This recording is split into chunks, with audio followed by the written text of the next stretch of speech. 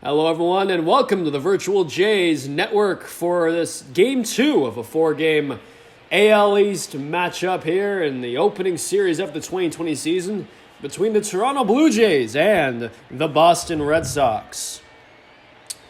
And as always, my name is Jackson Farough in the broadcast booth, joined by Drew Frank. And the Blue Jays won yesterday in a close affair 3-2, and today Matt Shoemaker toes the rubber for the Blue Jays. It'll be the 33-year-old right-hander who's had quite an injury-hit career.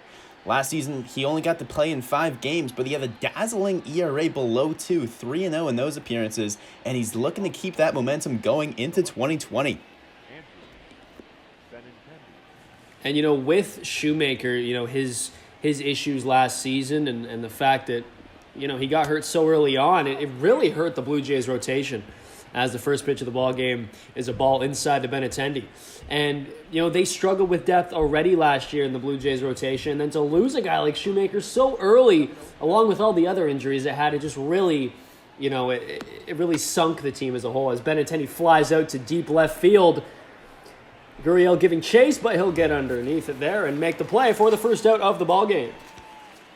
Well, like you were saying, Shoemaker was brought in almost as more of a stabilizing presence. A little bit older than the Jays pitchers they were bringing up last year, expecting to have Barucki and a few of the younger guys, Trent Thornton, Wags back. But when he went out so early in the season, it was like, okay, well, there goes a stabilizing presence, and that kind of set the tone for what ended up being more of a merry-go-round of pitchers in the rotation. Absolutely, a lot of new faces in that rotation. It felt like every single time out, and every road trip there was someone new. It felt like, as Devers fouls that one off, a 1-1 count now, and Rafael Devers 0 for 4 yesterday. A tough go at it, and he was in the a bit lower in the lineup, but he'll hit number 2 today for the Red Sox as they try to generate some more offense than they did yesterday. Bumped up from the 5-hole yesterday, he struck out and had a deep fly out to right field, but ultimately, didn't reach base once. There's the 1-2 pitch from Shoemaker. Oh, he drops the splitter in there. Devers swings right over that.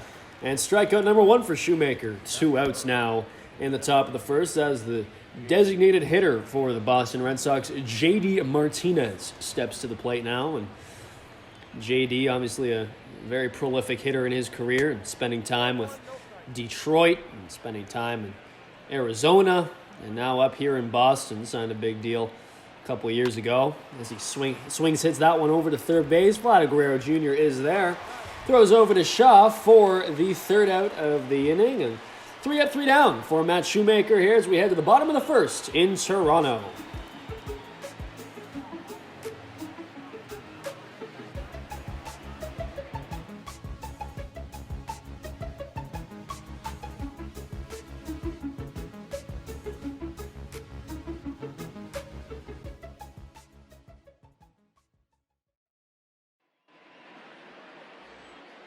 Welcome back to the Rogers Center.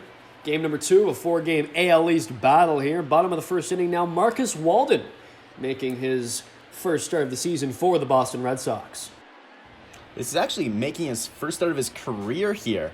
On Friday night, on opening day weekends, he's pitched in 2 seasons now, but exclusively out of the pen.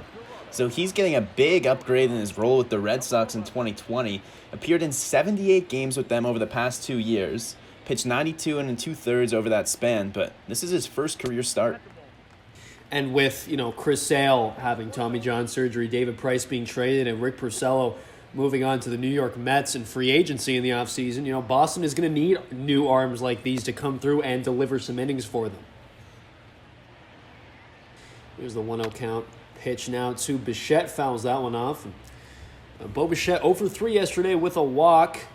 A bit of a quieter day for him in the leadoff role. And as you know in baseball, the leadoff role is so important, especially on a team like this with some hitters now, younger hitters entering the lineup. You want to be able to set the table. Bichette wasn't able to do that yesterday. We'll see if he can do it today.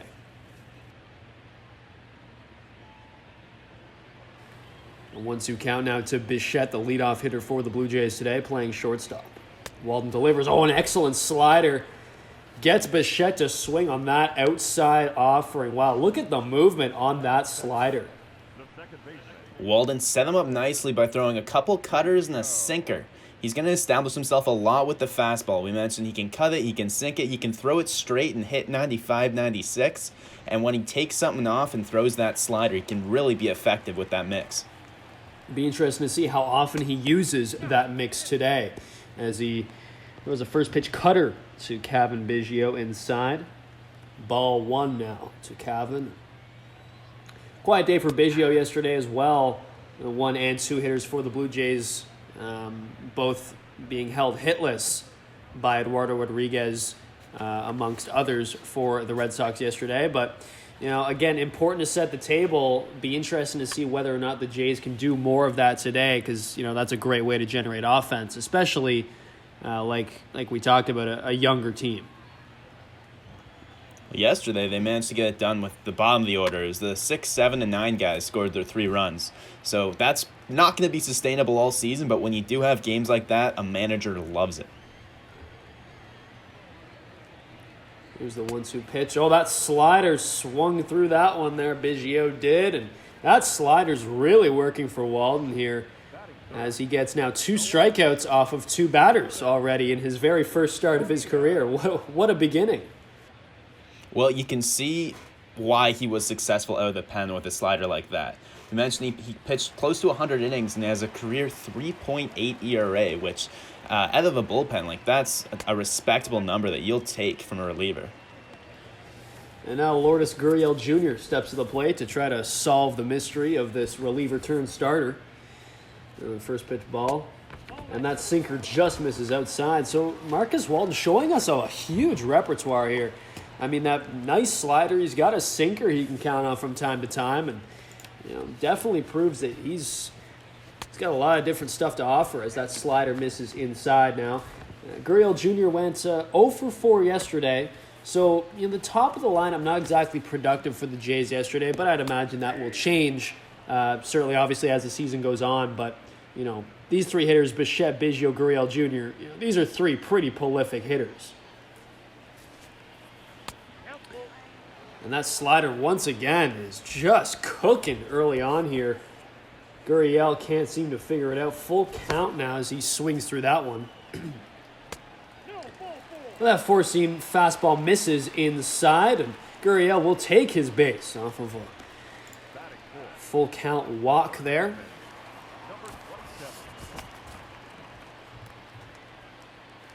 And now Vladimir Guerrero Jr. steps up to the plate. Hit 15 home runs last year. Of course, a fan favorite here in Toronto. Hitting number 4 today in the cleanup role as he hits that one over to short. Bogarts is there, throws over to Chavez at second for the force out. And that'll wrap up the first inning here. Still a 0-0 game, no hits in Toronto.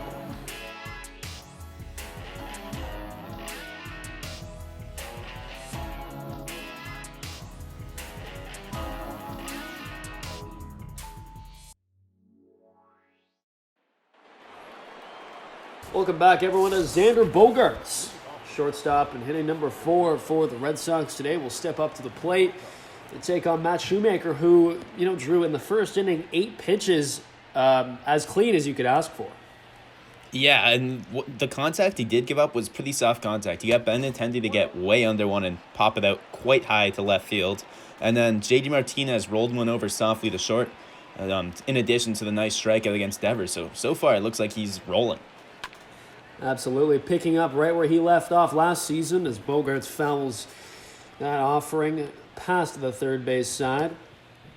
Xander Bogaerts, one of the many dangerous hitters in this Red Sox lineup, as he fouls that one off back into the seats. But, this is not an easy lineup, especially in, AL East ballparks to navigate through for starting pitchers. As Bogaerts drives that one over the left field, but Gurriel Jr. is there, tracking, moves a little bit to his right, and makes the play.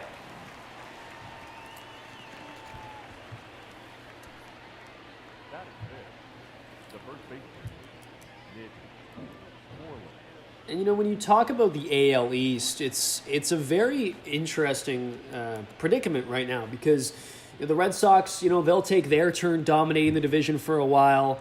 And then the Yankees will take it back over again. Obviously, 2 monster payrolls. But things are changing in the AL East with the Red Sox shaving money this past offseason.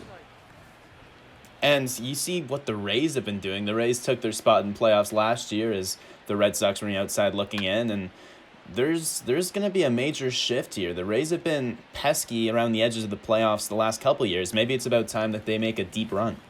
Absolutely. And the Rays, it feels like every few years they really make a surge, and it's coming through again. They've been competitive for the last few years now, and obviously going to playoff series and playing in wild card games and winning in the playoffs at times as well. I mean, who can forget they went back to a World Series back in the day not that long ago, back when David Price was with them. Good old times, but they're such a factory in Tampa. But then you also look around the division, you look at a team like Baltimore, who's had their moments too, and even the Jays, of course. How could you forget 2015 and 2016?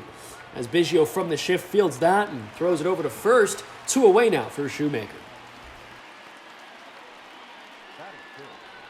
Well, both of these pitchers are a little more experienced than most pitchers in the league, both in their early 30s, and they've been around the block quite a few times. And you're seeing right now how they're able to stay where they need to be on the edges. We haven't seen any mistakes yet. We haven't seen any pitches left over the middle of the plate. When they're missing wide, and they're not missing in bad spots that can get hit. And if we keep this up, if they keep this going, then we could see quite a pitcher's duel tonight. Absolutely. We actually saw a pretty decent pitcher's duel yesterday as well with Eduardo Rodriguez and Hyunjin Ryu. It was a tough start for both pitchers, kind of the opposite of this game. I mean, Shoemaker at least off to a pretty good start here. Don't want to jinx him, of course, but Marcus Walden had a good inning as well in the first, so be interesting to see how this shakes out. But I think the biggest thing for both these starters is going to be, the second time through the lineup, the third time through the lineup. How are hitters adjusting to them, especially so early on? As Chavis gets himself into a nice 3-1 count here with 2 outs. Swings through that fastball offering. Wow, I think he was much ahead of that. Was not expecting that to be a 92. Perhaps expecting something a little quicker, but nonetheless, excellent placement there by Matt Shoemaker. Well, what we saw in the last pitch where he swung right through it, that was the difference between Chavis' strong first half and weak second half. His underlying stats were all pretty much even throughout, except the swinging this rate went way up. As he swings on that one, fouls it off over past the first base line. And Teoscar Hernandez will get there to make the catch. 6 up, 6 down for Matt Shoemaker as we head to the bottom of the second inning here in Toronto.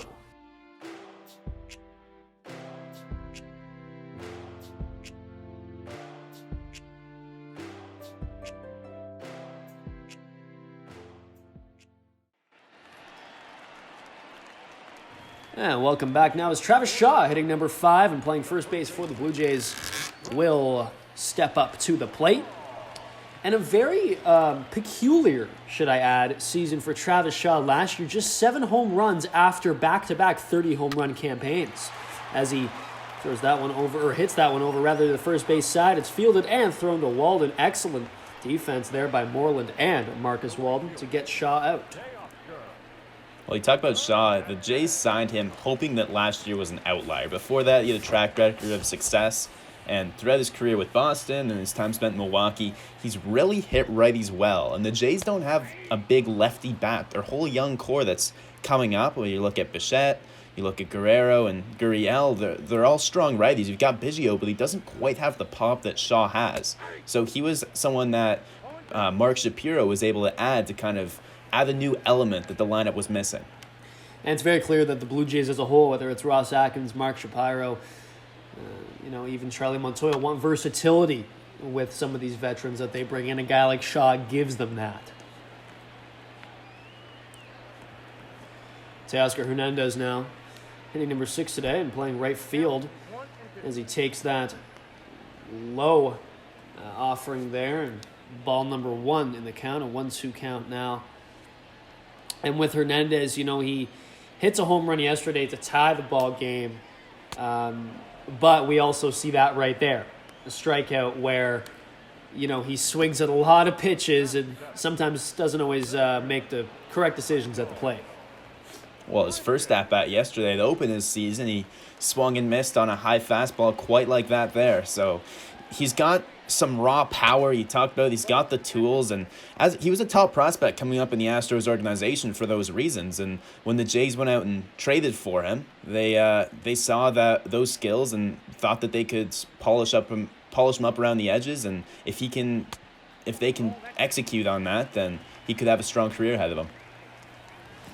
Absolutely, and be interesting to see how that career plays out. But now Randall Grichuk steps in the play now to a hitter's count, 2-0, as Marcus Walden deals his 25th pitch of the game. A cutter up and in, kind of right where Grichuk would want it, but he fouls it off.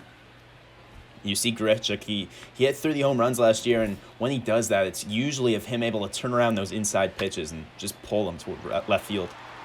As he sprays that one to deep right center field, and that one just drops. It's off the wall. Bradley Jr. is there to field it.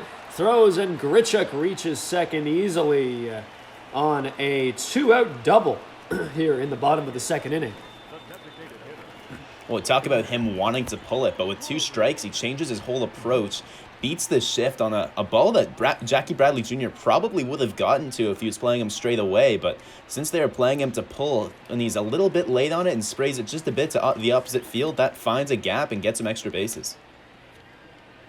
And Grichuk hit a double yesterday, but it didn't look like it was going to be a double. The way he hit the ball over the right field, it was kind of a blooper, and he ended up turning on the Jets, challenging the arm of Andrew Benintendi and getting into second. It was an incredible display, and he gets another double today. There's Brandon Drury, the number 8 hitter, DHing once again today in the same spot as he was yesterday. Drury 1 for 3 yesterday with a double and 2 strikeouts. And Drury's someone that's playing for his job here on this Toronto team because he's not a prototypical DH. And they've got Tellez in AAA who DH'd some last year. They've got McKinney in AAA who DH'd some last year. And if he starts to struggle early, he could be out of a job as soon as in a couple weeks from now. And I think that's one of the reasons that you give Drury this opportunity early on is to see what he's made of, see what the pressure does to him, and a sort of a sink-or-swim mentality. As Walden dials up the heat there, and the fastball offering missing inside. A 1-2 count now to Drury, trying to keep this inning alive for the Blue Jays, try to gain the lead here with Grichuk in scoring position at second. 2-2 count now. Here's the offering. Oh, that slider much outside low and in the dirt. Velazquez fields it, but Grichuk is able to snag a base on the wild pitch. Well, now the game's first run is just 90 feet away here. Drury's got to shorten up and try and get something in play here with 2 away. Excellent job by Velazquez to react to that. Just a slider that got away from Walden a little bit there. As that offering is swung on, a single past the shortstop, it'll get through for a base hit and an RBI. And the first run of the game goes to the Blue Jays off of Brandon Drury, 2-out RBI single. Well, that's the perfect swing. Look at this. Doesn't try and do too much, just tries to make solid contact, and he hits this one hard on the ground and gets enough to drive in the first run of the season for him. Scratch that, sorry, he drove in a run yesterday. Drives in his second run of the season. You talk about fighting for a job. He's doing a great job early on in this game of impressing management. As Danny Jansen, yesterday's hero, steps into the box, the number 9 hitter. Swings at that slider offering from Walden. And, of course, Jansen getting the go-ahead home run late in yesterday's ball game in the 8th inning. And man, he obliterated that baseball, didn't he? Yeah, you could tell right away. He took time, admired it. The second it was off his bat, he knew it was out of the yard. And for even a guy like Danny Jansen, he himself is also battling for a job a little bit, isn't he? Yeah, well, he's got the tandem with Reese McGuire, and they both got lots of time last year. Oftentimes, Jansen would face lefties and McGuire would face righties, but so far in this young season, Jansen started both games, and if you'd pick a favorite for the job, it would probably be Jansen, but by no means is he a runaway for that spot. And there was talk of him potentially being in trade speculation during the offseason and even last season in general. But he's still with the big club, and he's trying to make a difference as he gets a 2-out walk now. Marcus Walden, having some trouble now as he enters the bottom part of the lineup. Once again, we're seeing the 7, 8, 9 hitters causing some issues for Red Sox pitchers here.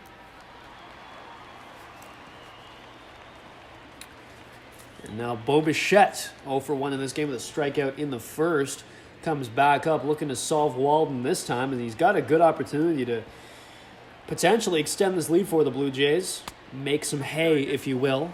That slider offering misses outside.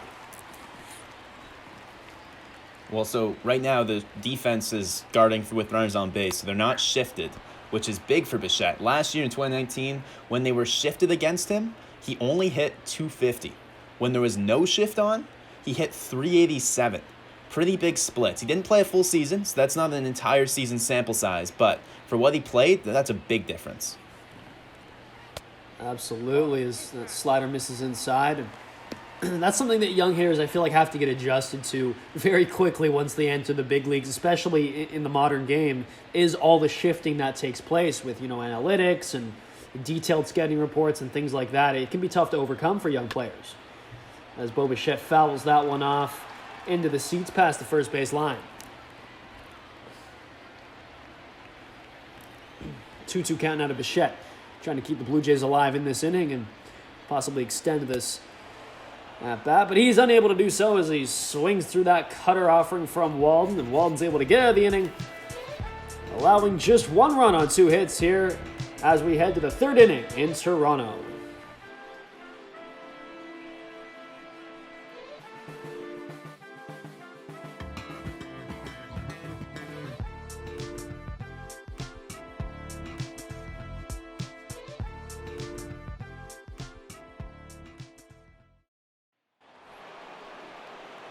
Welcome back to Rogers Center here in the 2nd game of a 4-game series, an AL East battle between the Boston Red Sox and the Toronto Blue Jays, as the number 7 hitter Christian Velazquez, catching today, will make his first plate appearance of the game. And Matt Shoemaker, I mean, through 2 innings thus far, he has been electric.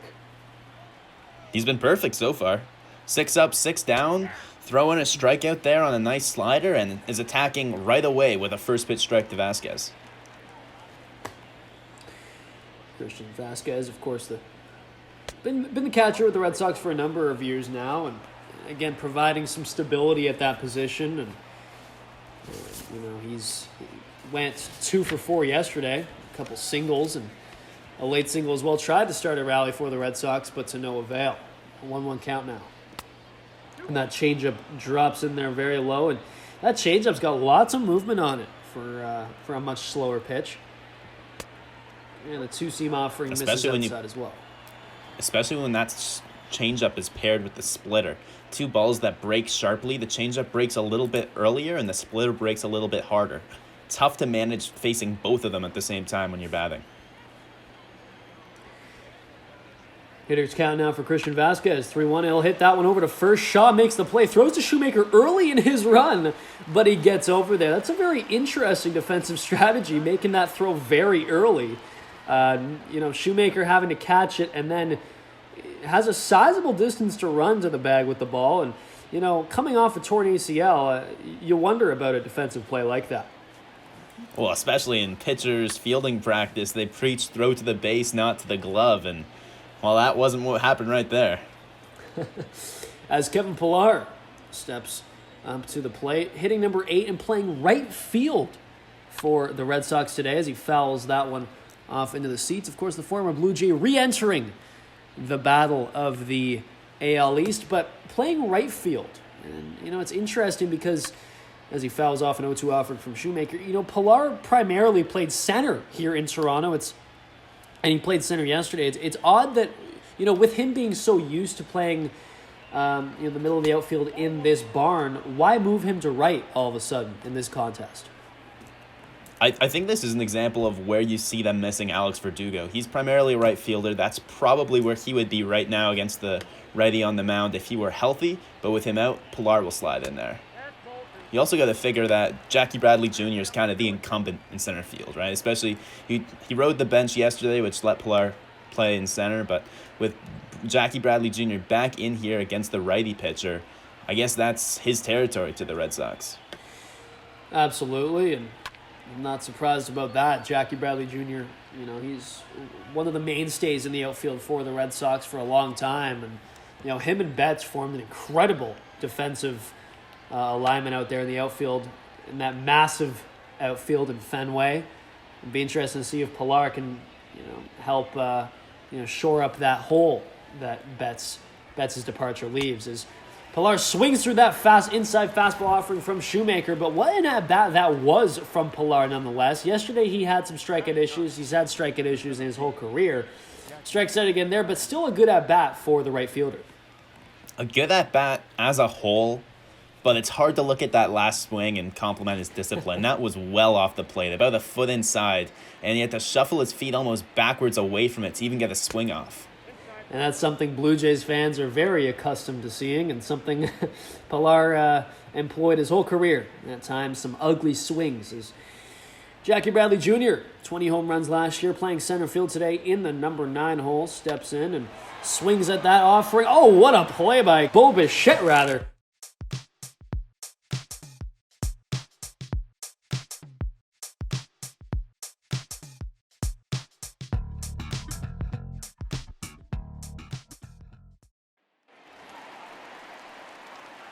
As we head now to the bottom of the 3rd inning, and if you missed the last inning, Bo Bichette made an incredible play to finish off the top of the 3rd, rather. And, you know, Jackie Bradley Jr. Hardly getting much of an at-bat there, but Matt Shoemaker's dealing, and Blue Jays are up 1-0 as Cavan Biggio steps back into the box and fouls off an offering from Marcus Walden there. He's 0 for 1 on the day. Not quite to the same extent as Shoemaker, but Walden's doing quite well for himself too. Through 2 innings, he's got 4 strikeouts already. And that one drops into center field. Bradley Jr. fields it, and that's a base hit for Cavan Biggio. And the number 2 hitter for the Blue Jays today. And we talked about earlier, Drew, you know, the top of this lineup trying to set the table and get on base. And we see it work there. There's his first hit of the season, 6th at bat. Not too long of a cold streak there for him. He's able to get on base for the first time. And Cavan Biggio came up last year, and you know he's a bit older than the rest of this young core. But he does hit 20 home runs last season, and he's a viable left-handed bat. Be interesting to see what a full season brings for him. As Gurriel Jr. swings on that one, hits it right back up the middle of Walden, and he'll field and throw it to Moreland fairly easily for the out. Cavan Biggio advances to 2nd on the play. Looked like there was a bit of a hit and run or a delayed steal on there because Biggio was off with the pitch.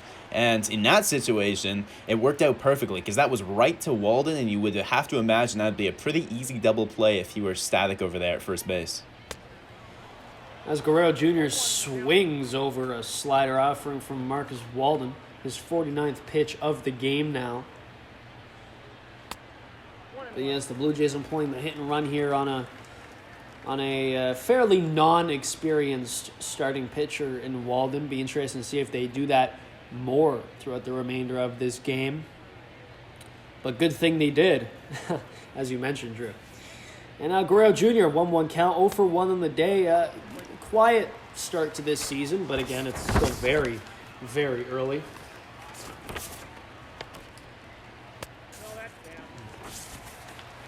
And Marcus Walden's slider offering a little low there as Velazquez urges Walden to just relax, just take it easy in his first start. Well, he's gotten 7 outs so far, and he's worked up to 52 pitches. So someone that's not accustomed to starting a game may not have too long a leash out here. We'll have to see how Ron Renneke handles this. And Walden's slider low there, and that one will be a walk for him as that's the first walk of his outing, but still not exactly the ideal inning right now for him. And you talk about the leash, Ron Renneke, it'll be interesting to see, how long he gives him, especially with the bullpen not exactly delivering yesterday.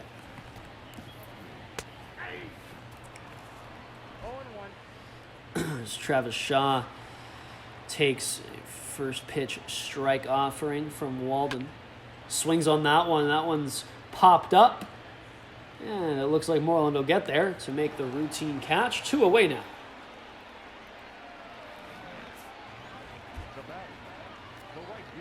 So now it'll be Teoscar Hernandez, and it feels like he's come up in quite a few high-leverage chances here already in this young season. Mentioned he had the big home run in late last game to tie it up, but he's come on, like we saw him last game twice with runners in scoring position, unable to capitalize. We'll see what he can do here now. And a strikeout in the second inning for Teoscar, who was acquired from Houston in 2017 as part of a package for Francisco Valeriano. He swings through that cutter by Walden. We're seeing Walden really mixing up his pitches. He's using a variety of them. We see a lot of the slider, but also a lot of this cutter And it's throwing hitters like Hernandez for a loop at the moment as he rifles that slider down the third base line, but it goes into the seats foul. Well, and a bit of a trend in how he's using that fastball is he's cutting it away from the righties and sinking it away from the lefties. So it seems like his whole approach here is to stay away as much as he can get away with it. 2-2 offering now to Hernandez. Swung on that one. Excellent slider again away from the bat, like you mentioned, Drew. And he gets through a bit of a jam there. Still remains a 1-0 ball game here in Toronto.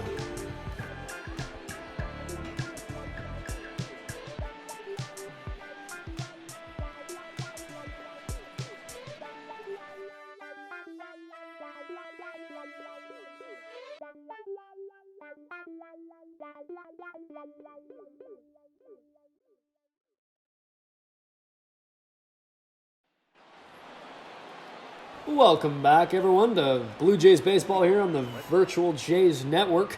As Andrew Benintendi steps into the box now, 0 for 1 on the day, flew out in the first inning, playing left field. He played right field yesterday, actually, as JD Martinez stepped in to play left on opening day, but with JD DHing, Benintendi will return to his usual left field position as this outfield remains a work in progress for the Red Sox.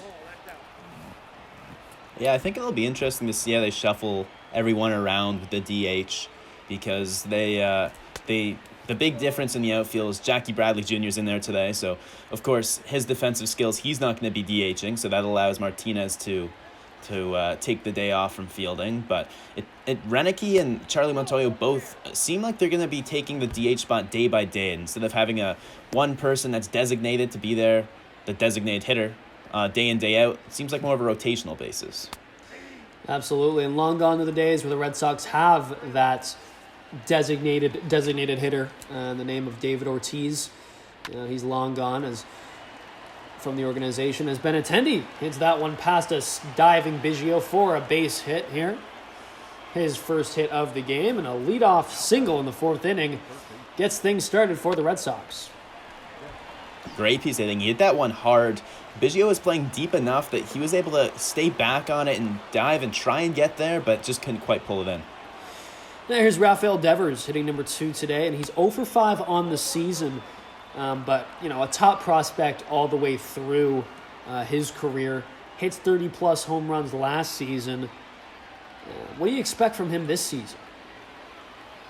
I mean, you have to expect more of the same because it looked like he truly found his element last year. He actually jumped by Baseball Reference's wins above replacement. He improved the most out of anybody from just a single win in 2019 all the way up to his near MVP caliber performance last year where he was just hitting like crazy. If he can continue to build on that, he's going to be a cornerstone for these Red Sox for many years to come. As he swings on that inside offering there, fouls it off. 2-2 count now. And so you're right about that. Devers potentially being a cornerstone in the future. And I think Devers represents this influx of youth that the Red Sox have had in the last couple of years. Bringing in Andrew Benintendi, Rafael Devers. You look lower, Xander Bogaerts. How about Michael Chavis in the lineup today, right? So we're seeing an influx of youth, especially in the lineup. And it's been paying off in some respects for them as Devers swings through that changeup. Wow, it's working for Shoemaker early. And Devers takes his time to leave the plate there. But wow, what a pitch. Yanks the string on that one. Oh, look way at it in front. I think he read it as a splitter out of his hand maybe because there's about a 10-mile-an-hour difference between those two pitches and he was way out in front. That's a third strikeout of the game for Shoemaker. And a great start to this game for Matt Shoemaker, but doesn't get easier now as the number 3 hitter JD Martinez DHing today. Takes a first pitch strike and swings through that high offering, that high fastball. The 2018 AL Hank Aaron Award winner. Of course, Martinez represents more of almost a not an anchor, but kind of solidifying this lineup, and it's shown here as he singles right through the middle into center with a base hit. One out single, first and second now, but what an incredible piece of hitting from Martinez there. two balls up the middle that Biggio's had a chance on, one to his left, one to his right. Looks like he had a read on both of them. First one just out of his reach, and the second one just there, skips up off the mound and over his head. Tough breaks for Biggio, but we'll see if they can get something going now that the Red Sox have 2 on and just 1 out. And all of a sudden, we talk about the second time through the order, it's not going quite as easy for Matt Shoemaker, who now has runners on first and second, just 1 out here. Xander Bogaerts at the plate takes that four-seam offering in the top left-hand part of the plate. 56 pitches now for Shoemaker. Well, Shoemaker only made 5 starts last year, but one of them was against these Red Sox here at Rogers Center. And Bogaerts had a pretty good day. He went 1 for 1 against him with a single and 2 walks. So at least back then, just about a year ago, a year and a week to the day, it looked like he had a pretty good read on Shoemaker. We'll see if that continues over into this contest, as that splitter misses just outside. A 2-2 count now. Shoemaker, you really want this one, don't you? In terms of trying to get the 4-hitter out, then you have Moreland on deck, but at least you would have 2 away with a runner on first and second here. But Shoemaker remains 1 pitch away from getting out of this inning, as Bogaerts fouls that one off past the first base side and in near the seats. I think we see a splitter here. He's looking for a double play. He's going to keep it down in the zone. Twin killer gets him out of the inning. Instead, it's a highs 2C. Nonetheless, full count now as Bogaerts takes that one. But certainly a good idea, Drew, and you wonder if maybe that crossed through Danny Jansen's mind, but nonetheless, it's clear that 2C missed there. A full count now as Shoemaker tries to navigate out of a little more of a hectic 4th inning. Here's the offering. That one swung on the corner pitch, fouled off past the third base side. Bogaerts staying alive. And looming on deck is Mitch Moreland. Reached base twice in 3 plate appearances yesterday. Big lefty bat. And that one's grounded through. This time Biggio gets it, flips to second for 1, and a Shaw for 2. And a double play by the young kids up the middle for the Blue Jays. We head to the bottom of the 4th inning here in Toronto.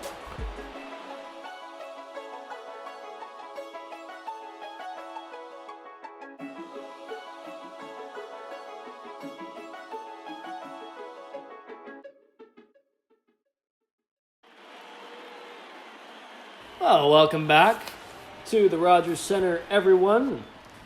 As Bo Bichette is on deck, ready to go. Him and Biggio did an excellent job in the last half inning and completing a double play that helped Matt Shoemaker get out of a little bit of a tough situation, as it remains a 1-0 game here for the Blue Jays. As Randall Grichuk steps now into the box.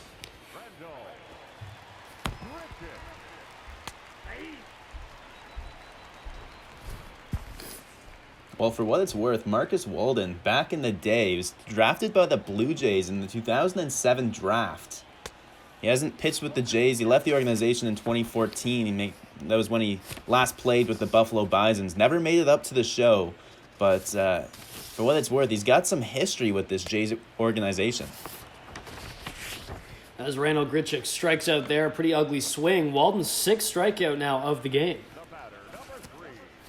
Well, he's looked good with the strikeouts. His repertoire really complements itself well for deceiving hitters and generating those swings and misses. The question mark thus far has been his command.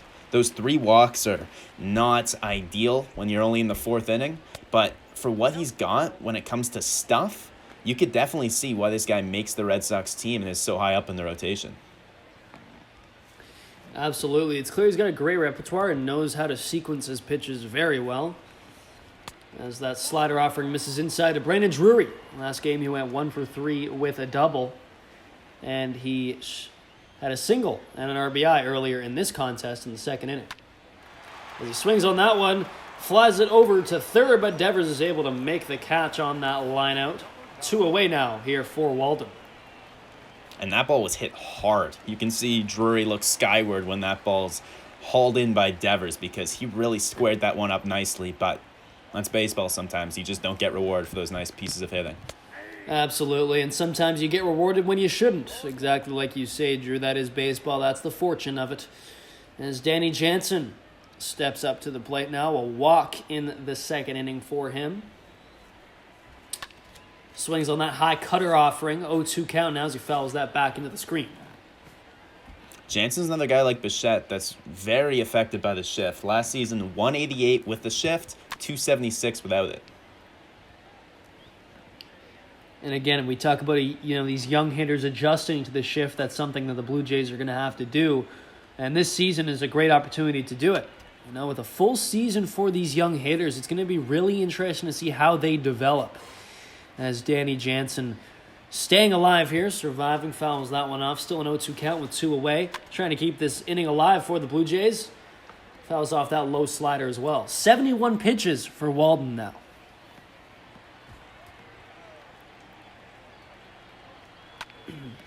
And that cutter up and in. Jansen hits it, gets decent wood on it, but fouls it off past the third base side.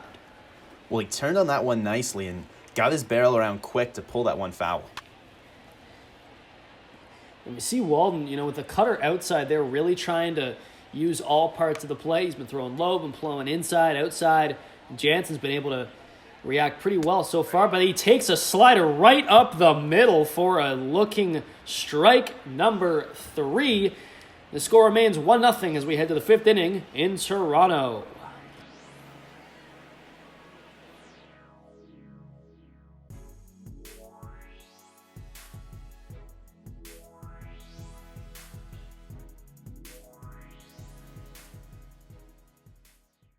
Welcome back to Rogers Center here as we enter the 5th inning of play now in a 1-0 ball game for the Blue Jays. As Matt Shoemaker's been on a bit of a roll so far through 4 in this game, but again, he's had some issues going through the second time through the lineup, Drew, and second time through the lineup, it's usually always much more difficult, especially against experienced hitters such as Mitch Moreland.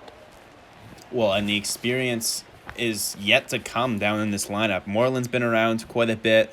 Velazquez and Bradley Jr. are some of the longest tenured Red Sox, and Pilar's been in the league for a while. So he's going to see some hitters that know what they're doing here for the rest of the order. And a lefty like Moreland matches up quite nicely against what Shoemaker brings to the table. So this is going to be no easy task. And here's the 1-1 offering now from Shoemaker. Drops that fastball in there low and inside. Excellent pitch. He is commanding his fastball very well so far, and he looks locked in. 1-2 count now. Just 65 pitches. Be interesting to see, what kind of leash Charlie Montoya has on a guy like Shoemaker, especially coming off a pretty bad injury last season.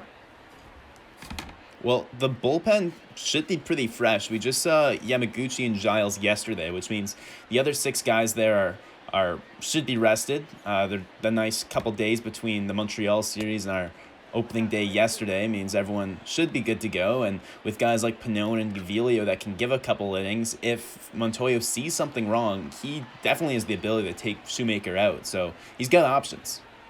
And that's where that 2-inning outing from Yamaguchi was so vital yesterday in preserving that bullpen. As Shoemaker walks the leadoff hitter Moreland in the top of the 5th here. And now Michael Chavis playing second base. Flew out in the second, and he'll try to generate some offense for the Red Sox, who have had hardly any in this ballgame. Well, just to your point about preserving the bullpen, the Jays don't have an off day until April 8th. So they've got some time here, but they have to keep at least some mind to how their arms are doing in the pen. So good start to the season. As Chavis drills that one into deep left field, Gurriel giving chase. He makes the play. Wow, excellent tracking there by Gurriel Jr. on that ranging deep left shot, but Chavis not able to drive that one out to the park. 1 away now as Christian Vasquez steps back up to the plate. He grounded out in the 3rd inning. But yes, you talk about the bullpen, and it's I think that's probably the biggest area of concern for the Blue Jays this year. The rotation, they beefed up their rotation in the offseason.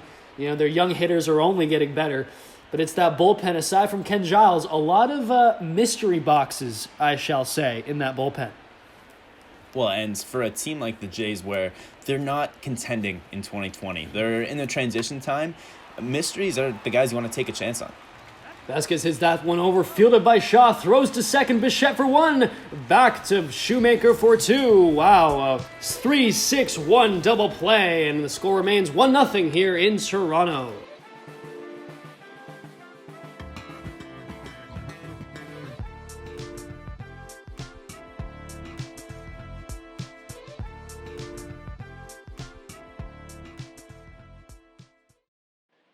Your attention, please. Now pitching for Boston. As Martin Perez enters the game for the Red Sox, so that'll put a cap on Marcus Walden's first start of his career. And Bo Bichette steps up to the... Overall, a bit of a mix from Walden, but you'd think that Renick's happy with what he got from him. Dominating when he was on, a bit wild, but 4 solid innings of 1-run ball.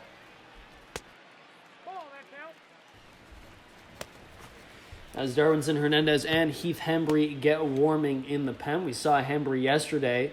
He came in to clean up after Bray Shear had some issues, but it'll be Martin Perez, a starter for a long time with the Texas Rangers, as Bichette flies out to right field. Pilar makes the routine play. 1 away now. Well, Perez was the last guy to make the team. He initially was going to be starting the season in Pawtucket, but when Chris Sale had last-minute Tommy John surgery, the spot opened up for Perez. So, like you mentioned, he can start. Right now, he's in the bullpen. He can give you a couple innings, be a long man, be a swing guy. He can do all sorts of stuff. And we talked about options in the bullpen, and he just adds that for the Boston Red Sox.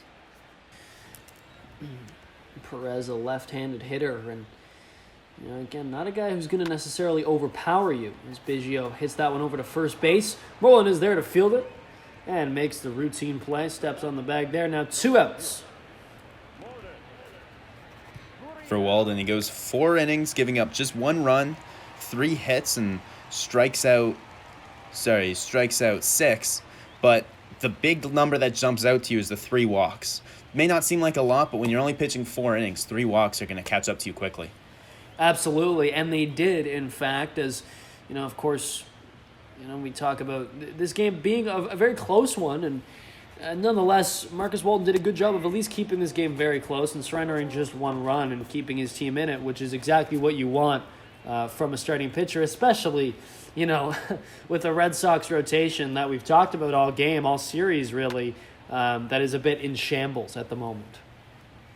And there were flashes. I mean, I said 6 strikeouts before. I missed one. He actually 7 struck out the last batter he faced. So with those flashes, there's stuff to look forward to if the Red Sox are going to count on him for the rest of the season. Yeah, he was working that slider very well away from hitters. Lots of swings and misses on that. Be interesting to see how hitters adjust to that as the season goes on, or if that could be a really valuable pitch for him. 1-2 count now to Gurriel Jr. He fouls off that low cutter offering from Martin Perez. 2 outs in the bottom of the 5th. Very quickly here, Perez has gotten 2 outs. Bichette flew out and Biggio grounded out. And now Gurriel is out there on that strikeout as Perez gets through that inning fairly cleanly.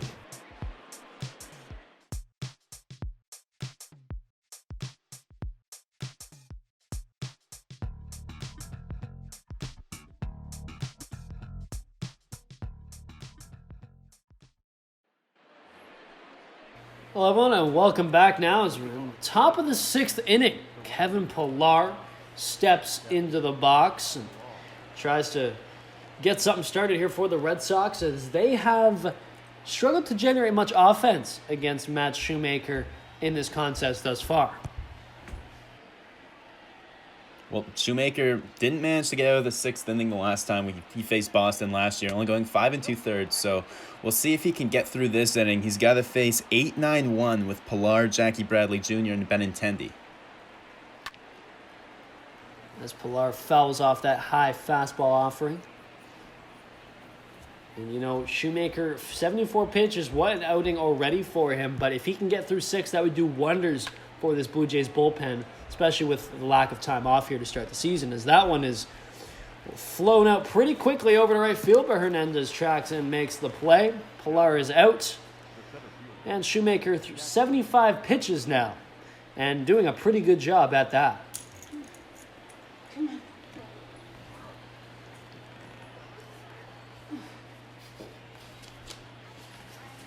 As now Jackie Bradley Jr. steps into the box. The number 9 hitter takes the first pitch strike.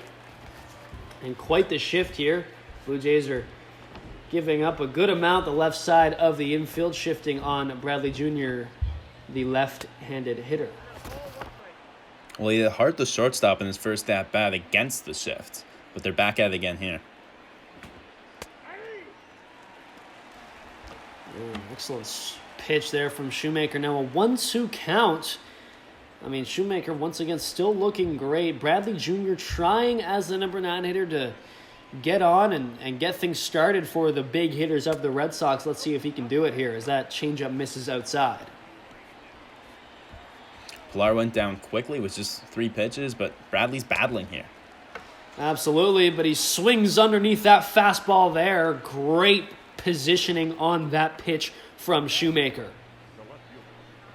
Well, there goes the battle. It was a good one. It was foul balls and taking pitches, but Shoemaker comes out on top and collects another strikeout here as he's only one out of the way from getting that quality start mark.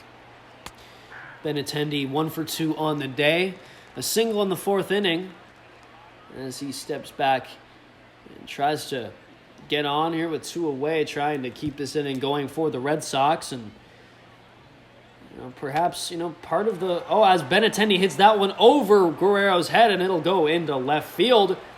And just as he wanted, and he's going to try for second, and he gets there. Wow! A very poor throw from Gurriel Jr., and great heads-up base running from Benintendi allows him to steal an extra base. Well, Gurriel cut that one off before it reached the wall, but he kind of planted his feet. He didn't pick that up on the run and come up firing. He fielded it, planted his feet, and then set and made a throw, and Benintendi's aggressive base running had him in safely well before Gurriel could do all that and get a throw into second. And it's funny the way baseball works, Drew, because yesterday we saw Grichuk take advantage of Benintendi, not fully... being as urgent as he could have been. And now we see Benintendi taking advantage the very next day. As that one's flown out to center field, Grichuk is there underneath it. He'll make the play. It remains 1-0 as Shoemaker is through 6 innings, 0 runs allowed. As we head to the bottom of the 6th inning here in Toronto.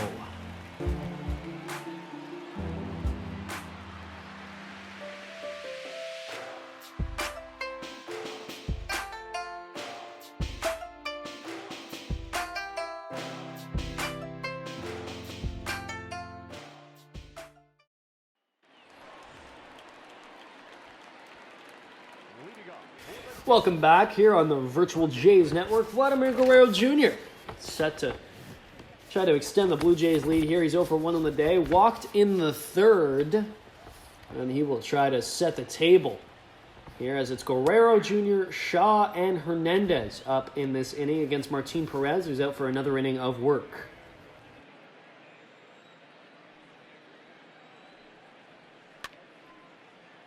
And that one swung on. Going deep to right. It'll drop in fair play territory. Wow, look at that. Excellent job there by Guerrero Jr. spraying that one. It flew up. Looked like it was probably going to go foul, but it drops on the left side of the first base line. So it'll be a fair play. Excellent job by Guerrero Jr. there. And the reason he was so highly rated as a prospect came a lot thanks to his batted ball skills. The way he was able to get the head of his bat inside there, and it looked like he was almost jammed, but he managed to get his hands through and just muscle that one down the line for a single. Yeah, not a whole lot Pilar could do about that. Went to get it, but it fell right in front of him. And by the time he was able to field it, the damage had already been done. Darwinson Hernandez and Ryan Brashear, who we saw yesterday, are now both warming in the Red Sox bullpen. Hernandez is puzzling because that's the 2nd or 3rd time he's been up today already, on top of warming up twice yesterday. So it seems like he's getting hot to come in this game, but Shaw is up now, and if you're not going to bring him in to face the lefty, you've already got the lefty-lefty matchup with Martin Perez pitching. There's 5 righties in a row. I'm not sure what he's up for. Yeah, I wonder if it's some kind of maybe possibly just a prop or something like that. But it is very odd. He was also warming yesterday. You mentioned that, Drew. Good point, because Yeah, up and down, up and down. That can't be great for a bullpen pitcher. Well, it usually means that they're getting ready to come in, but looking at the lineup here, I just don't see it. As Travis Shaw swings through that circle change off from Perez there. An excellent pitch. Slows things down and gets Shaw a little bit in front of that one.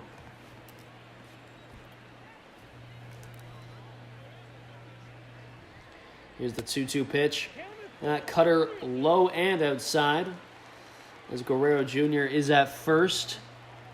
As he was able to get a blooper single in his at-bat. Now Shaw hits that one just foul down the third base side. That was a close one as well. Hitting against the shift. Here's the full count.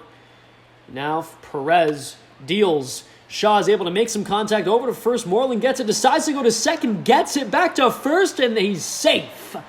Wow, gutsy play by Mitch Moreland there. Going to second to get the lead runner, but you know what? It pays off. Well, Guerrero Jr. is not the fastest guy on the team, but that ball was hit so softly, it didn't seem like there was any chance for a play at second just because of, again, how long it took to get to Moreland. But fantastic work there to eliminate the lead runner, and now instead of having a runner in scoring position, a double play gets them out of the inning. That's Teoscar Hernandez, 3 for 6 in his career with a home run against Martin Perez. A lefty on righty matchup that the Red Sox probably aren't very fond of here. But not a bad start as that low cutter offering gets Hernandez to swing. And Hernandez 2 strikeouts on the day already, trying to avoid a third, rather a 1-1 count. There's the 1-2 count. Now that circle change gets Hernandez out in front. Hernandez trying to avoid 3 straight strikeouts in this ballgame. Makes contact on that one. That's driven deep to left, and it will sail foul. That one landed at 200 level. Way down the line. He hit that so hard, but out in front. The fan gets a souvenir as Hernandez this time fouls that one over to the right field side. He's handing out souvenirs left, right, and center today. He's had 3 strikeouts already on this young season, but he's battled himself into deep counts. He just hasn't been able to do anything when he gets there. And that high fastball will even up the count at 2-2 as Martin Perez tries to get through potentially 2 innings of work here. He got through the 5th and trying to get through the 6th with a runner on first as Hernandez hits that one. That one's fair down the third base side. Benintendi giving chase. He'll throw in, but first and second now. Excellent job by Teoscar Hernandez there. Just fair. Well, and after seeing that, Travis Shaw was not able to advance to third because he doesn't have the speed, and that was hit to the third base side of the field. But you have to wonder if that double play, or sorry, not the double play, but if Moreland didn't go to second there to try and get Guerrero Jr. out at second, and he was running from second instead of Shaw at first, maybe the Jays would have had another run from that. Yeah, it turns out to be a very heads-up defensive play from Mitch Moreland earlier on.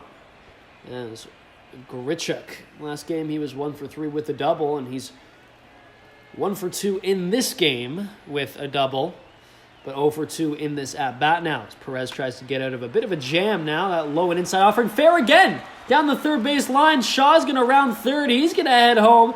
Benintendi throws it in there, but it is a 2-0 ball game now as Randall Grichuk hits his second hit of the game and grabs an RBI. Grichuk batting a little lower in the lineup this year than last year, but he's already scored 2 runs, and this RBI single just adds to what's been a hot start so far for him. Absolutely, and 30 home runs last season, and again, a big contract last season as well. And he is kind of one of the more leaders on this team, and he's doing a great job of leading the team right now. As it's a 2-0 ball game all of a sudden. That cutter gets in there for a strike to Brandon Drury, designated hitter today. He's 1 for 2 on the day, trying to keep this inning going and to keep generating more and more offense off of Perez, who is clearly struggling here. As that one's hit over the shortstop, Bogarts will go to second for 1, over to first for 2. The double play is complete. So Perez gets out of a little bit of a tough situation, still surrenders 1 run. It is now 2-0 as we head to the 7th inning here in Toronto.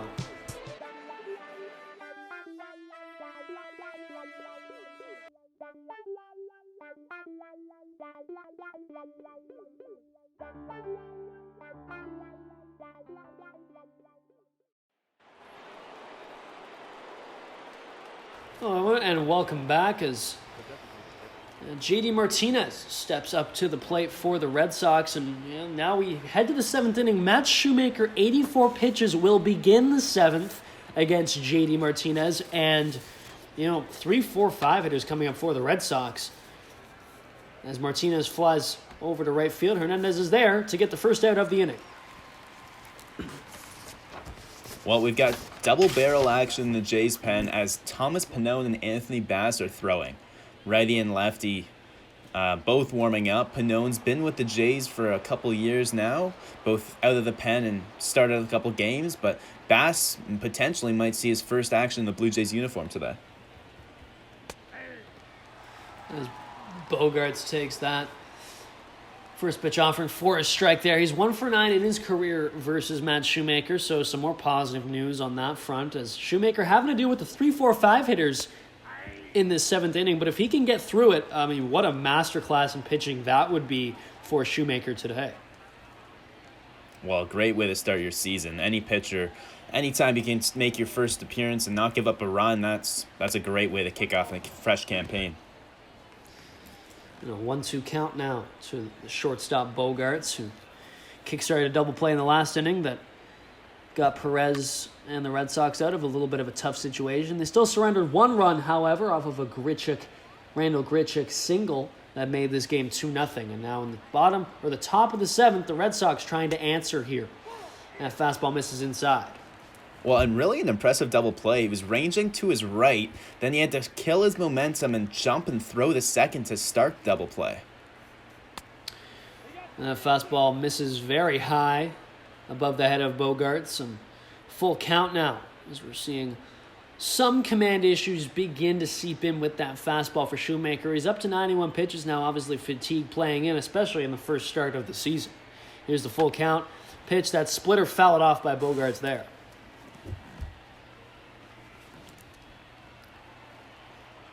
With 1 out here, Shoemaker trying to keep Bogaerts off the base paths. He swings over that one. Jansen will throw to first. Shaw makes the play. And there are 2 away now. None on for Mitch Moreland, who is 0 for 1 with a walk on the day. With 2 outs here, trying to just get on base or at least get something going offensively for the Red Sox, who have been stifled today. Well, a lot of the stifling has come from that nasty combination of off-speed and those hard fastballs. 5th strikeout picked up for Shoemaker. Not necessarily a swing and miss guy as much as a ground ball and soft contact guy, but today he's been doing a mix of both. Ken Giles and Thomas Pannone now up. Interesting to see Ken Giles here in the top of the 7th. Usually we don't see him. We see him more of a closer role. Anthony Bass was up earlier as that one is driven out to left field. But Gurriel Jr. is there to make the play. 3 up, 3 down in the 7th inning. Shoemaker continues to roll. It's 2-0 Toronto as we stretch at the Rogers Center.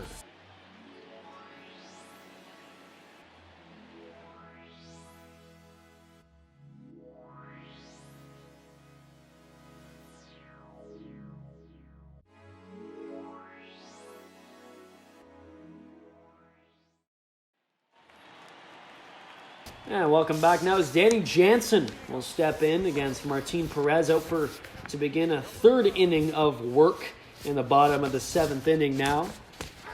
And he kicks things off in this inning with a first pitch strike. Cutter upstairs.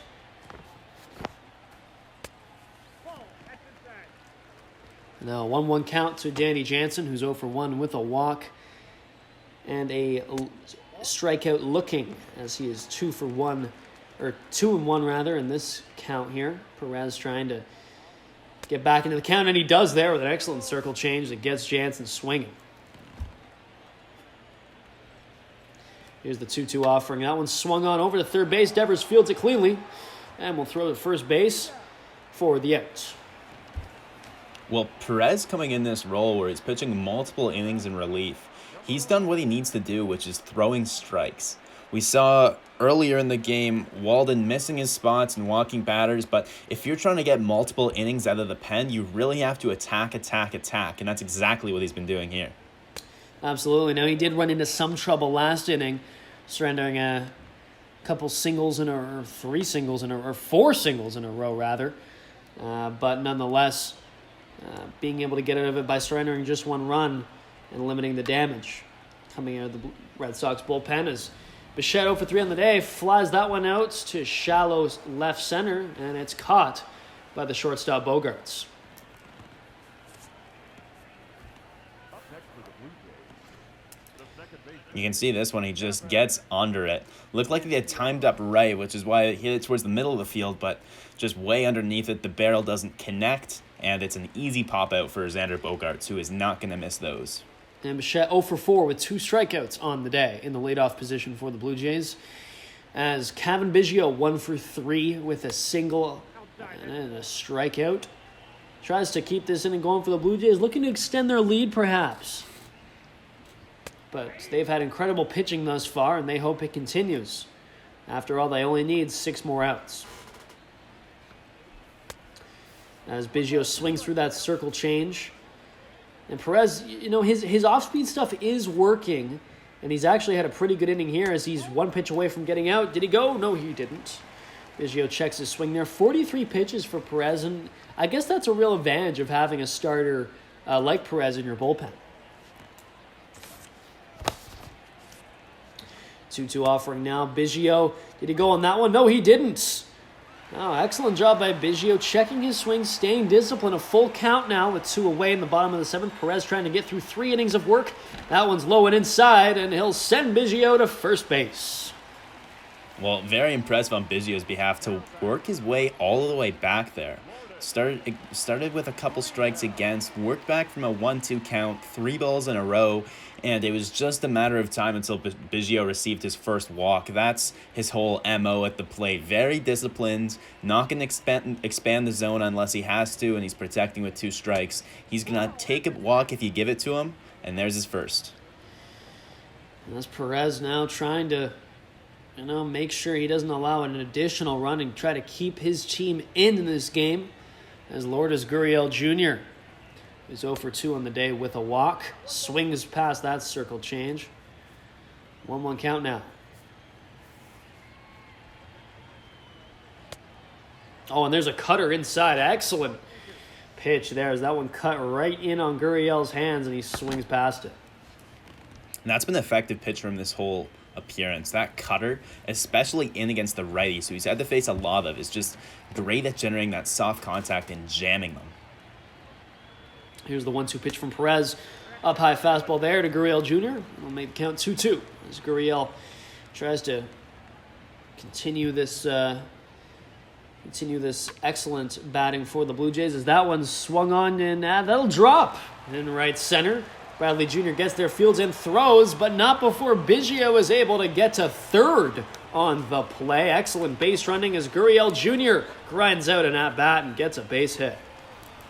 Well, and against this Red Sox team, that right center gap is not overly big with those 2 great defenders out there, but he finds a spot. As now Ryan Brasher will enter the game. Martin Perez unable to get through 3 full innings. Ron Ronicky had seen enough. And a Ryan Brasher, who we saw yesterday. Brasher looked good against the Jays.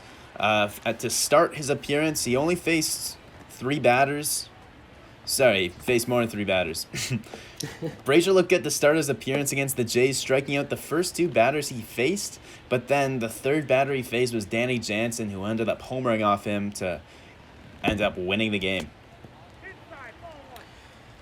Yeah, and Brasher ended up getting the loss in yesterday's contest. And he's trying to avoid that same fate today, trying to record just 1 out on Vladimir Guerrero Jr. and get out of this inning clean. Not clean, but at least without any additional runs on the board for the Blue Jays. First and third 2-0 count now, though, for Brasher on Guerrero Jr. as that 2-seam offering is low, and Guerrero Jr. just sitting on these pitches.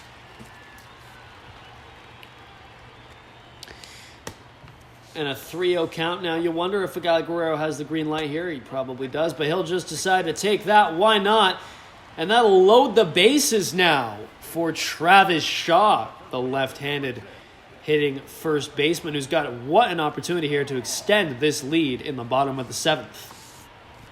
Well, that's what walks will do to you. Biggio started off with a walk to get things going, and then after a single and a walk of Guerrero's own, now the bases are quickly loaded, and a 2-out rally kind of spurred out of nothing.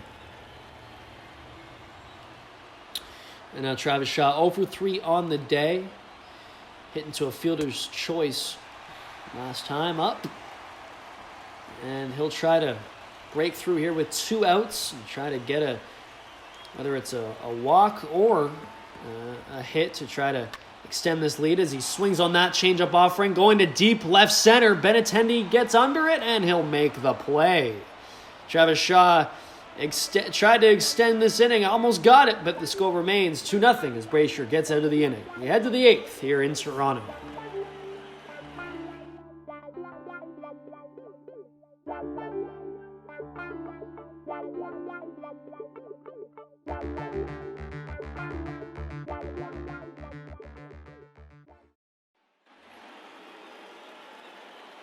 And welcome back now as Michael Chavis steps in the top of the 8th. Matt Shoemaker will come out for an 8th inning of work. 96 pitches, but man, he's been great today.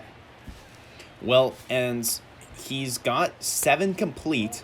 If he gets 1 more out and pitches the 7 1/3, that'll be his longest outing since 2017. So he's really looking good here and showing flashes of maybe a late career renaissance. Well, you know what? He looked great last season, too, before he got hurt when he came to Toronto. Perhaps it's something about this northern air that gets him going. But nonetheless, a 1-2 count now to Michael Chavis, who swings through that high offering. And the next pitch will be Shoemaker's 100th of the game. And man, he's looked great. He's kept the Blue Jays. He's preserved this lead. And the Blue Jays haven't needed a whole lot of offense. They've gotten just enough. And that's another strikeout for Shoemaker. Swinging on that slider is Chavis. Well, no signs of fatigue from Shoemaker as he continues to roll here. Chavis, he's had his number all day, and now he's 0 for 3, and Shoemaker will look to make Velazquez 0 for 3 as well here. And that first pitch fastball right in there for a first pitch strike. 2 groundouts for Velazquez on the day. As Matt Shoemaker tries to get through potentially 8 innings strong here, as that one is driven over to right field, and that one will drop fair. That one just sneaks in there fair as Velazquez gets to first. Hernandez fields. And we have the potential for a rally here as Christian Velazquez gets on with a little bloop single that just found its way down.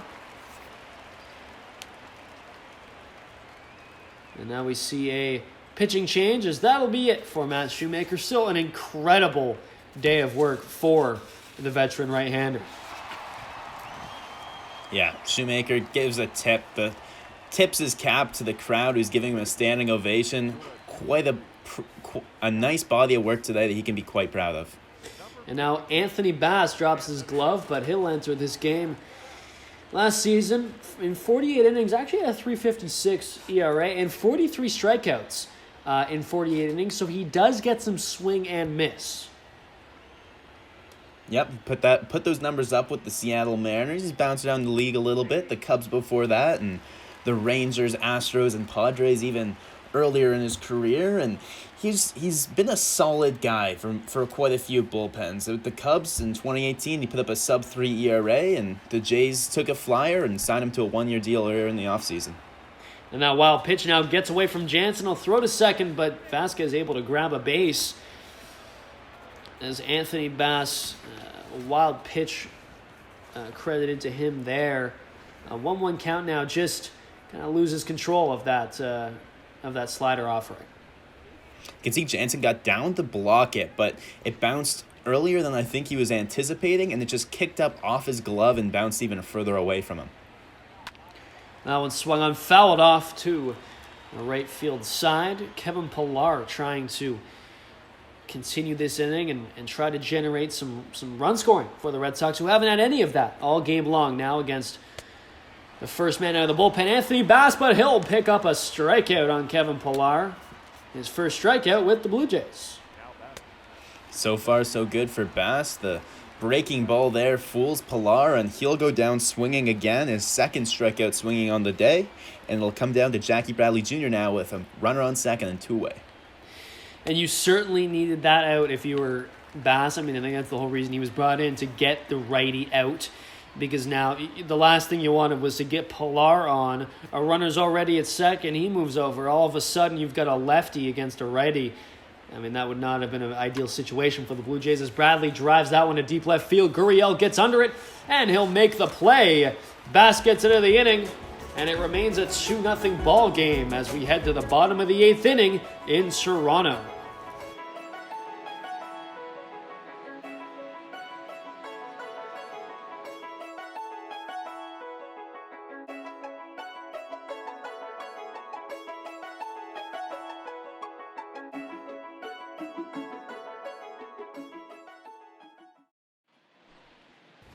Yeah, welcome back now as Heath Hembree enters the game. We saw him yesterday, and he pitched an inning of work, had a strikeout, and was able to stop the bleeding in the 8th inning yesterday. And now he'll take on Teoscar Hernandez, Randall Grichuk, and Brandon Drury.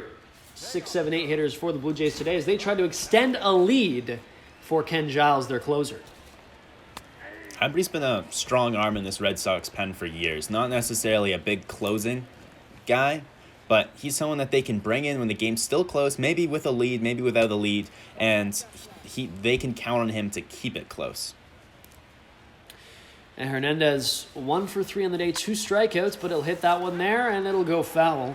He did have a single in the last inning that just squeaked fair down the third base side. See if he can get some more fortune in this at-bat.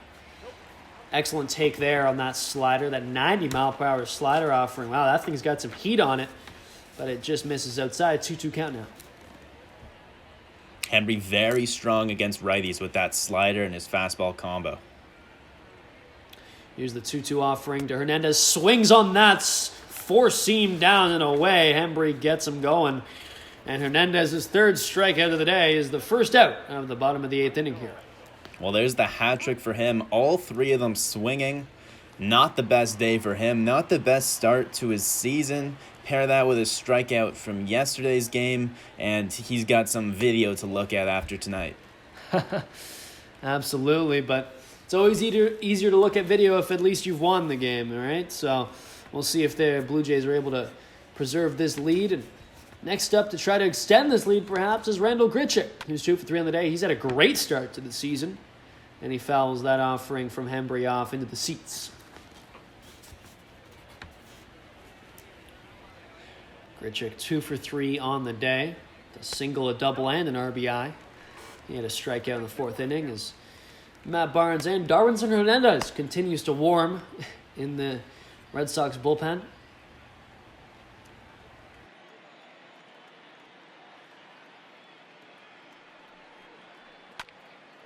As Grichuk fouls that one past the first base side.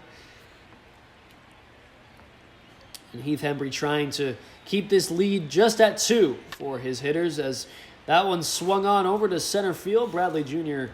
doesn't have to move too much, and he'll get there on a high fly ball, but he makes the play. 2 away now. Well, it'll be Drury next. He hit a ball hard on the 5-6 hole in his last at-bat. That was the one that Bogart snagged on his backhand and started that clean double play to end it. He made solid contact, but just wasn't able to get the ball in the air like he had to. Runner on third, less than 2 outs. A ground ball in the infield is one of the worst situations, especially in a double play situation. Absolutely, and that, ended up obviously kind of putting a halt to what was looking like a real, a rally for the Jays and a really strong, productive inning. But nonetheless, he's got an opportunity here to get on with 2 out and extend this inning for the Blue Jays as they try to extend their lead against Heath Hembree in his 2nd inning of work on the season. As Drury fouls that one back over to the right field side. 1-2 count now. Hembry one strike away from getting out of this inning, and that one's grounded right at the middle. It hit Hembry. He's unable to field it, has to run over and get it, and Drury will reach on an infield single. Man, not what you want to see. Hembry's limping on that. That's his back leg too, where his stride and his power comes from. In a game where you're not leading and it's been a tough day for you on offense, an injury is one of the worst late inning outcomes.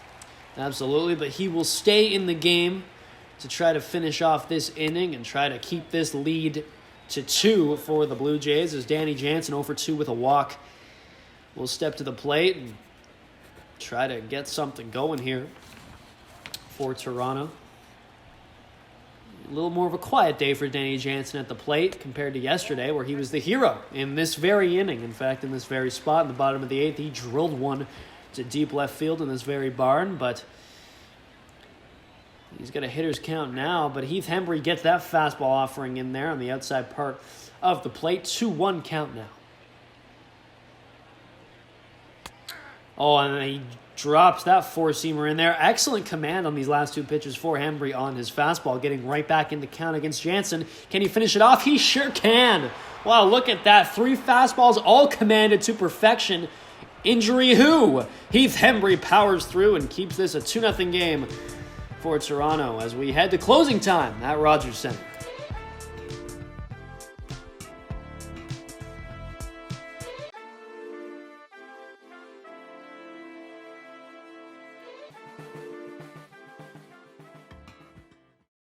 Your attention, please. Now pitching for And 100 Miles Giles, affectionately called here in these parts of Toronto, as Ken Giles, the closer for the Blue Jays, enters the game. He'll face Benintendi, Devers, and Martinez, the 1-2-3 hitters for the Red Sox, as he tries to close out this ball game and give the Jays a 2-0 start to this season. What a start that would be. Yeah, he's not going to have an easy path to get there, though. The top of the order is no easy assignment. Even without Betts, I mean, we've talked about what the other hitters bring to the table. He's got 2 lefties to deal with first here with Andrew Benintendi. Absolutely, and this way he gets paid the big bucks. Ken Giles, one of the best arm in the Blue Jays bullpen without a doubt, one of the better closers in baseball, and gets quickly out to an 0-2 count here as Benintendi 2 for 3 on the day, trying to kickstart a bit of a rally here for the Red Sox in the 9th. And he swings through that slider offering. Wow, Giles slows things down on Benintendi there and gets him on an inside slider. Well, we've got final lines for our 2 pitchers today. Matt Shoemaker started the game, went 7 1/3, only surrendering 4 hits and a walk, striking out 6. And Anthony Bass went 2/3 of an inning with a strikeout, didn't allow a base runner, didn't allow a run, and Giles is looking to continue in that same fashion. Great outing from Matt Shoemaker today. Great pitching all around thus far for the Blue Jays. Let's see if Ken Giles can put a bow on it here. 1-0 count now to Rafael Devers with 1 away. The second of the 2 lefties that Ken Giles will have to face, at least the 2 that he will have to face, potentially more. But nonetheless, Rafael Devers now in a 1-1 count, 0 for 3 on the day. And now it's a 2-1 count. Devers looked like on the last ball he fouled off. He squared it up pretty nicely, but he was so late on it. Hit it hard, but way foul. Here's the offering from Giles. That fastball 99 two-seam just on the outside part of the plate, but Devers is able to get a piece. Nonetheless, the count will move to 2-2 as fans are getting up on their feet now for 100 Miles Giles. Here's the pitch.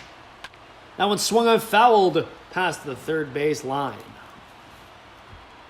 Back at 99 again, 3 straight pitches hitting that same mark on the gun. And just like he did in the first at-bat against Benintendi, at some point we should expect a slower pitch here. Oh, and there it is. The slider inside, but this time Devers is able to get a piece of it. However, Giles did get the strikeout on Benintendi, but not on Devers here, at least not yet. 2-2 count now. So he tries to seal the deal for the Jays. And that four-seamer misses well outside. Full count now. JD Martinez looming on deck with only a 2-run lead. Obviously, no closer wants to mess around now. Here's the 11th pitch for Giles in this game. It's grounded over to short. Bichette makes the play, throws to first. It'll get there in time. 2 away. The Red Sox are on their final out here. Bang bang play at first there as Devers hustles, knowing that Bichette, not the most experienced fielder out there. He handles it cleanly, throws it over in time, but close play there. JD Martinez now, 32 home runs last year. What a home run would do for him right about now. He is the Red Sox last chance to get something going in this game as he hits that one and has fouled to the right side there. Well, talking about home runs, he's got 30 home runs in 5 of his last 6 seasons. 207 homers over those 6 years. Certainly a model of consistency as the count goes to 1-1. Giles' fastball offering there. JD 1 for 3 on the day. Trying to get something going here as he swings through that slower slider offering. And man, Giles is working that slider to keep hitters on their toes here. And now just 1 strike away. The fans are up on their feet here at Rogers Center. Looking to get a perfect start to this season. Here's the pitch. Giles up and inside there on that fastball. And 2-2 count now to JD Martinez, number 3 hitter for the Red Sox.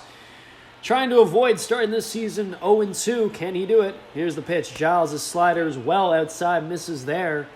And now a full count with shortstop Xander Bogaerts on deck.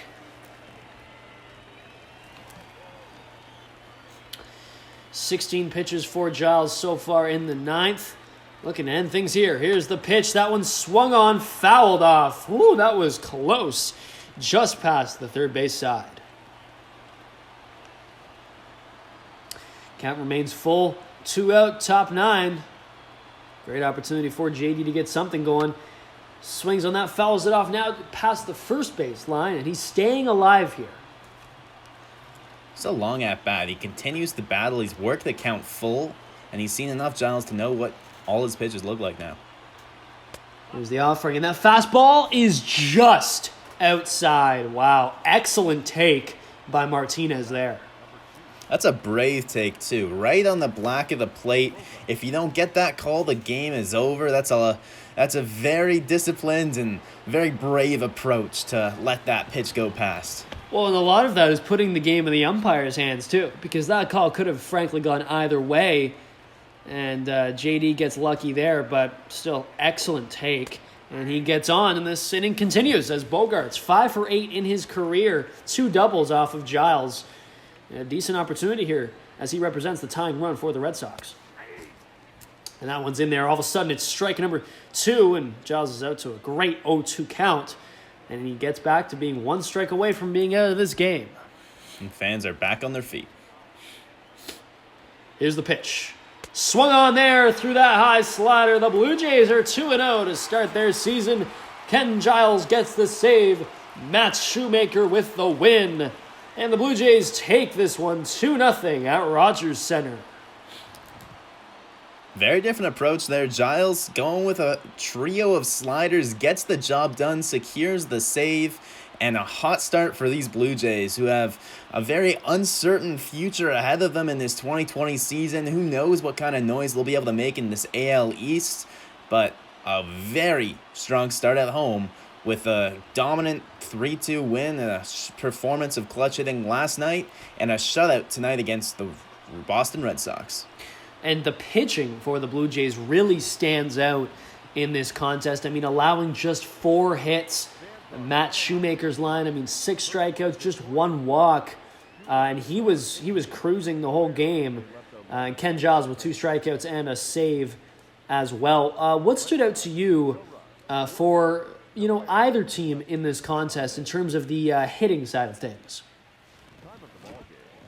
I think for the Blue Jays, it was The fact that they were able to work pretty deep into the counts early against Marcus Walden. We saw him only go through 4 innings, but he was over 80 pitches already at that point.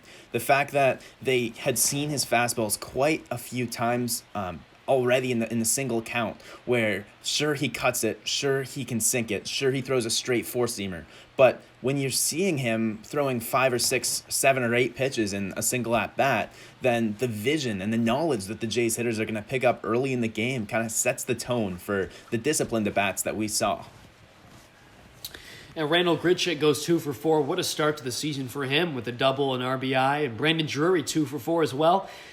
Quietly, Vlad Guerrero Jr. has a very nice day. A couple walks and a single as well. As the Blue Jays, player of the game goes to Matt Shoemaker. That's not really surprising. In his first outing of the season, so important. You talked about during the game, Drew, but just to get that first start of the season, especially against a pretty good hitting team like the Red Sox, and to have a really good outing like he did, does wonders for your confidence. Well, he'll be back next week as he continues as part of this Jays homestand. He'll make his second start of the season. And the Jays will be back tomorrow. Same place, different time, 3:07 first pitch. So a bit of an interesting afternoon game on the first Saturday of the season. 3:07 first pitch right here on the Virtual Jays Network. Absolutely. For Jackson Farough and Drew Frank, thank you for joining us today on the Virtual Jays Network for a 2-0 Blue Jays win. We will see you tomorrow for Game 3 of this series between the Boston Red Sox and the Toronto Blue Jays. Have a great night, everyone.